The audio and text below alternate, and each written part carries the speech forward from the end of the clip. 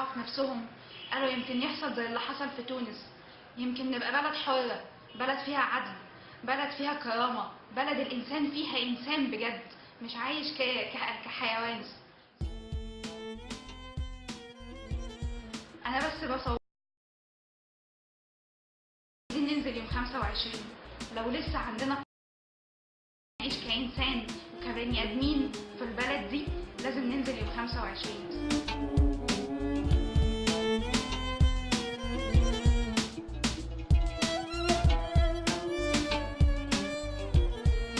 بني ادمين، ده بيفرق. قعدك في بيتك بتتفرج او بتشوف على الفيسبوك وبتتابع الاخبار، ده بيبهدلنا احنا، بيبهدلنا انا.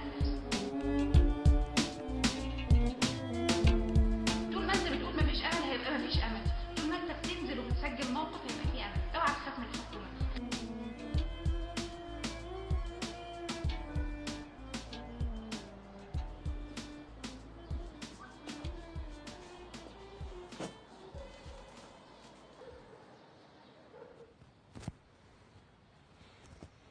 تشيك تشيك تشيك تشيك 1 2 3 1 2 3.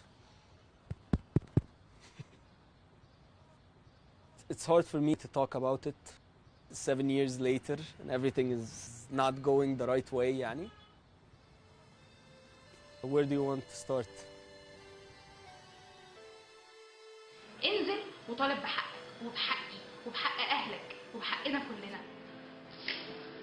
انا نازله يوم 25 وهقول للفساد لا والنظام لا.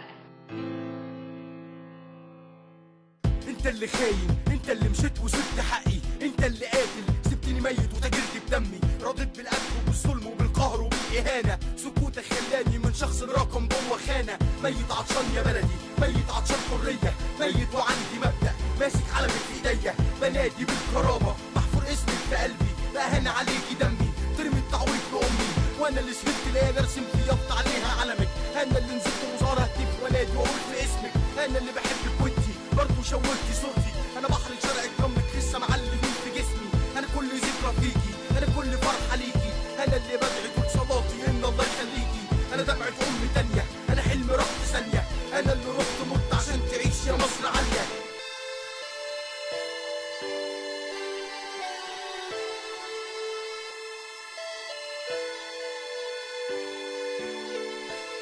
أنا غندور، أنا مينا، أنا الشيخ عماد، أنا اللي رحت مت عشان تعيش يا مصر عالية.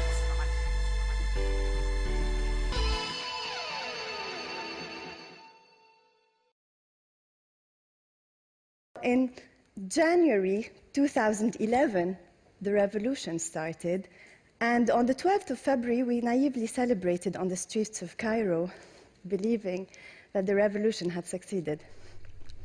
9 months later, I found myself spraying messages in Tahrir Square. No to military rule. I did not feel that I could live in a city where people were being killed and thrown like garbage on the street. That led to a series of no coming out like ammunition. No to a new pharaoh, because whoever comes next should understand that we will never be ruled by another dictator. No to violence. Rami Aissam came to Tahrir on the second day of the revolution, and he sat there with his guitar singing.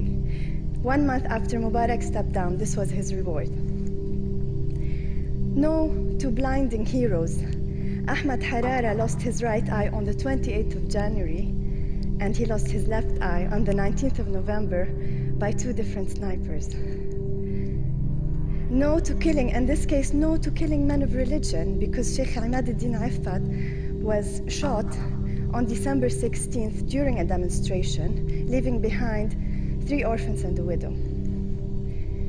No to burning books. The Institute of Egypt was burnt on December 17th, a huge cultural loss.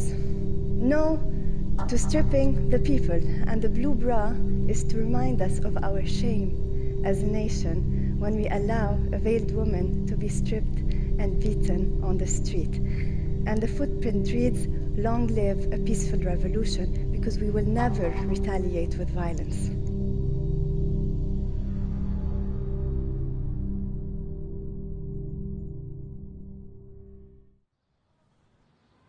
not about art. Yani, for me, it wasn't art. It wasn't art at all because I'm not an artist. For me, it was about activism, expression, not art.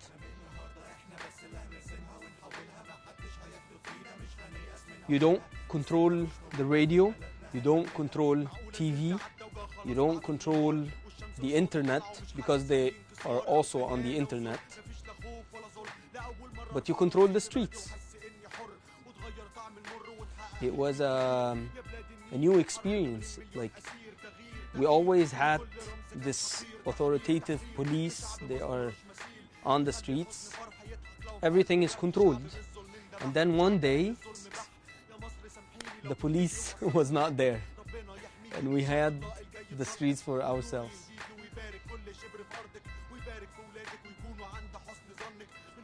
What you used to do is go to Tahrir and do graffiti as a form of medication. In order to live and to cope with life, you go to these two places to take your energy and then face the world. I've witnessed for the first time in Egypt equal treatment for everyone, men and women. There was no discrimination whatsoever. There was justice. It's the most romantic thing that ever happened to me, and probably to a lot of people. All of that is in just a little circle. We had our own country, it's called Tahrir. Like the Sheikh? I myself, I can't say I've been a victim of harassments, but I would hear a lot about it on the square, and I was trying to address organized harassment as well by women who were imprisoned or taken by security, or basically they would be harassed out of the square. And so it seemed to be a bit more organized and spontaneous. Members of the population just harassing women for being women. And I thought anyway, those messages should be on the walls anyway in Cairo, whether there's a revolution or not. So it just got me started. It came from a feeling of helplessness and some kind of rage and urgency. And it felt like one thing I can do, something, because I felt there was nothing I could do. So this compelled me to go down and feel it's very urgent to join the street artists at the time also, and then when the harassment stories came out, this compelled me to try to portray a woman as a superhero on the walls. I'm a yoga teacher and more recently known as an artivist, which wasn't my intention. I didn't mean to become one. I don't think I still am one because it stopped. It was a brief moment in time.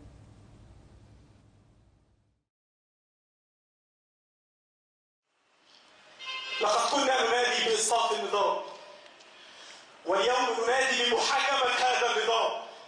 حاكموا السفاح، حاكموا مبارك وعوان، حاكموا السفاح، حاكموا مبارك وعوان. In Tahrir Square, we were really under the attack of snipers. We had no idea what could happen next, and some horrible things happened while we were there. But there was still this defiance that was so life-affirming. I've never felt as alive or as useful or as part of a real community as being in the square in the early days especially. I feel like as a human being I have a more important role than an artist in that kind of situation, and I started asking people to write their accounts. بدأنا نتحرك من الأول. خرجنا من الشارع ده عشان نلاقي إن القاهرة بتتحرق، إن مصر كلها بتتحرق. شفت مدرعة خارج منها جندي مواجهة مدفوعة ناحية الناس. كل اللي جه في بالي وقتها صورة غزة وإسرائيل. هو الأمن ده مش عارف إن إحنا أهل وإخوات وولاد. And I presented the first version of what I called the Tahrir stories, and at the very end we read the names of people who died in those days.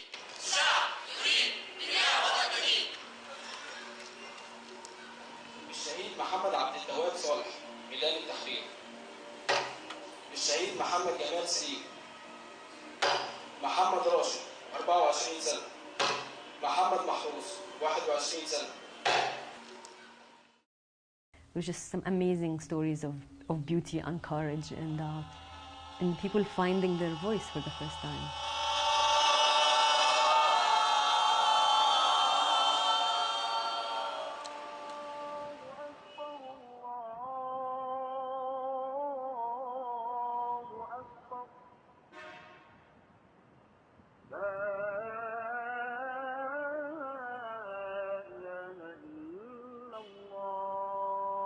We didn't want to topple one person. It's the system of injustice. The main message when people went on the streets was عيش حرية عدالة اجتماعية. Bread, freedom, social justice. One day the cheer became leave, ارحل. I knew that something was wrong. It became personalized. So if that person leaves, that means the revolution is over. And he left. And the revolution was over. People drifted. I'm not happy with the results. Maybe maybe the next generations would be happier. I was documenting for a long period during the revolution and playing the role of a historian and not really being part of the resistance on the street. But after 9 months into the revolution, at least I was so entranced with all of these concepts, and I was really following closely. And you come to a point where you cannot simply document history. At least in my case, I felt like I couldn't just be a bystander in such a historic event. There's an active effort to annihilate any form of memory that the Arab world has. And it has been actively taking place due to colonialism. They don't want you to think that you have a history. I make sure I teach a lot of women voices because we never really get them as mainstream. Just to reconsider, but also to ask my students to think about what is the canon and who decided what is the canon and how can we challenge that and how do we change that. If you have a good eye on the inner process, a really good eye on your inner process, you may have a good feel for outer process. I mean, I can't help but believe there are so many parallels, you know, we are not separate. So if we could just know that our belief system affects things, even though it's invisible, it's not anything you can touch, but a belief system has is a huge variable. It can either oppress or liberate anyone. Unfortunately, in the Arab world, we've had a severe disconnection between our history and our modernity. So every time there was an attempt to try and find solutions for modernity, it failed because it was not really based on memory. It was not based on knowledge that we had already developed. There's a lot that needs to be done, but I feel like there are voices that are coming to add to the story and enrich it a little more. And I feel it's enough from the dead white men stories, seriously. And it's sad to be in Egypt and still adopt the dead white men knowledge as the knowledge. It's about feeling rather than normalizing anxiety, normalizing not being balanced or centered, normalizing trauma.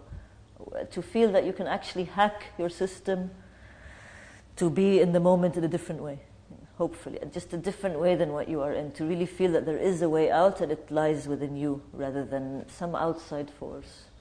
So we have to decolonize our own knowledge as well. We are our own colonizers as well, you know. Capitalism does not want you to know yourself.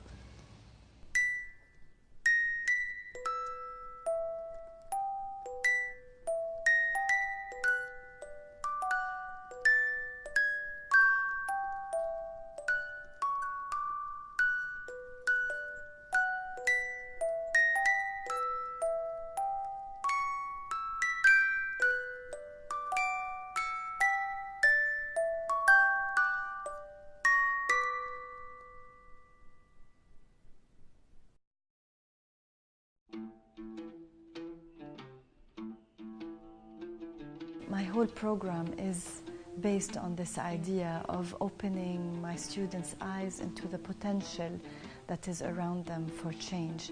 A change will not come with big projects and big ideas. A change comes at many different levels. So I try to show them the small steps that they can take towards this change that is possible.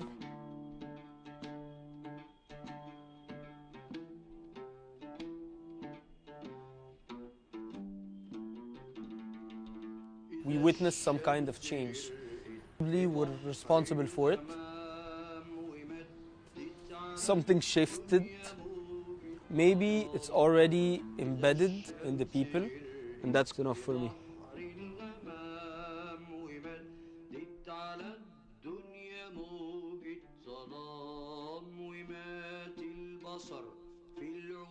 We only progress through evolution. Revolution is important to slap us in the face, to help you realize that you need to pause and rethink where you are as a humanity so that you can develop.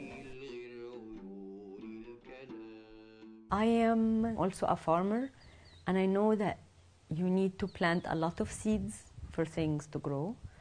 And many of the things I'm growing now, I will not reap the fruit of because they will take a long time, maybe way past my lifetime. And this is the same with the change and the big changes and the revolution. We are planting seeds now that will bear fruit later. So I continue to do what I believe is important, which is to connect to people and to take care of the planet. And taking care of the planet gives me some sanity. It's really hard to be depressed when you're next to trees because regardless of what's going on, they have life force and they bloom and they become amazing and lush, and you try to stay depressed, but it's really not that easy.